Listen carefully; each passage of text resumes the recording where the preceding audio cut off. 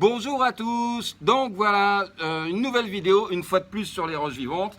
Alors, je suis désolé, c'est de ma faute, j'assume, j'ai posté un tas de vidéos sur les roches, du coup j'ai plein de questions et plein de retours par SMS, par WhatsApp, par Facebook. Donc j'assume complètement. Une des questions les plus récurrentes, c'est combien dois-je mettre de roches vivantes dans mon aquarium? Alors là, effectivement, c'est compliqué. Comme tout humain, on a besoin d'avoir des normes. Et souvent, les normes, on convertit simplement par rapport à un volume, un pourcentage, et on en déduit un poids. C'est pas très malin, mais ça fait les affaires de ceux qui vendent par Internet. C'est vrai, je ne suis pas complotiste, mais quand même, c'est une réalité, ça fait leurs affaires.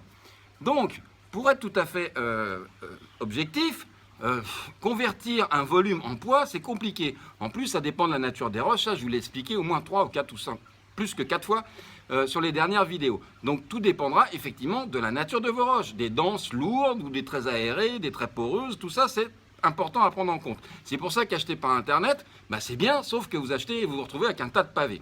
Nous ce qu'on fait chez Allmarine, et oui, pub, et oui c'est normal, hein, Allmarine, sur les roches on est quand même vachement balèze.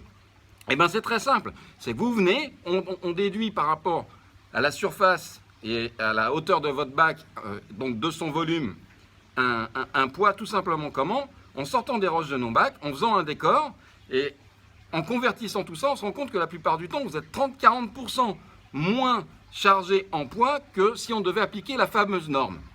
Donc tout ça pour vous dire, s'il vous plaît, arrêtez. On ne peut pas convertir simplement des bananes en choux, des choux en clé à molette. Donc ça n'a rien à voir. Ce qu'il faut, c'est prendre le volume, monter son décor et voir ce que ça donne. En plus, ça intègre particulièrement ceux qui ont un goût ou qui aiment l'aquascaping. Bah, ça leur permet de mettre parfois des roches en moindre quantité.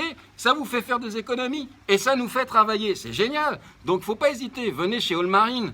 Et pour répondre à cette question, eh ben, rien de plus simple, la norme, ça rassure peut-être, mais dans les faits, ça ne fait pas des beaux aquariums. Donc toutes ces normes, je te convertis des pois en choux, des astréas en concombre de mer et des mètres en kilomètres, eh ben, ça ne fonctionne pas pour l'aquariophilie. Donc on en revient toujours au nœud du problème. Allez en boutique, pas uniquement chez Allmarine, allez chez tout le monde, ça c'est pas un problème. Sortez les roches, faites votre décor, passez à la pesée. Vous allez voir, vous allez faire plein d'économies et en plus vous choisirez des belles roches. Ça évidemment on ne peut pas le faire en VPC. Donc venez chez Allmarine, contactez-nous, Blaise et moi-même au 01 64 68 29 91. En attendant, bonne fin de journée, j'espère avoir répondu à une question de plus sur les roches. Merci.